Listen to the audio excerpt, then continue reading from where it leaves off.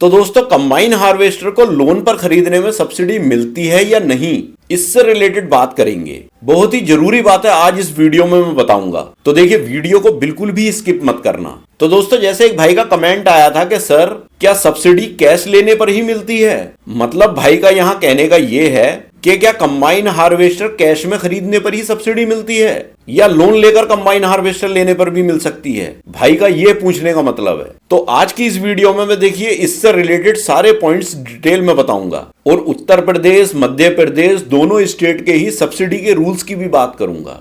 तो दोस्तों ये कंफ्यूजन बहुत सारे भाइयों के दिमाग में रहता है कि अगर हम कंबाइन हार्वेस्टर पर सब्सिडी लेंगे तो हमें कंबाइन हार्वेस्टर कैश में खरीदनी पड़ेगी, क्योंकि देखिए ज्यादातर भाई यही समझते हैं कि कंबाइन हार्वेस्टर पर जो सब्सिडी मिलती है वो कैश में ही खरीदने पर मिलती है, लोन पर सब्सिडी नहीं मिलती। तो आइए अब इससे रिलेटेड बिल्कुल स्टेप बाय स्टेप बात कर लेते हैं। तो देखिए दोस्तों सबसे पहले पॉइंट पे हम बात करेंगे कि कंबाइन हार्वेस्टर के सब्सिडी के बेसिक रूल क्या हैं। तो देखिए दोस्तों गवर्नमेंट की जो सब्सिडी का मेन पर्पस है वो है फार्मर को हाई कॉस्ट मशीनरी जैसे कंबाइन हार्वेस्टर ये सब चीजें खरीदने में फाइनेंशियल हेल्प देना, मतलब एक तरह से आम नागरिक को या किसानों को सहायता देना। ये सब्सिडी जो यूजुअली होती है वो percentage of the cost of the machine होती है, मतलब मशीन की जो कॉस्ट होती है उसकी परसेंटेज से मिलती है। अब ये देखिए स्टेट या सेंट्रल स्कीम के हिसाब से मिलती है, 25 से 50% तक मिलती है, या मतलब इससे अधिक भी मिल सकती है। ये स्कीम पर डिपेंड करता है कि सेंट्रल गवर्नमेंट की स्कीम है या स्टेट की है। फिर दोस्तों इसमें दूसरा पॉइंट आता है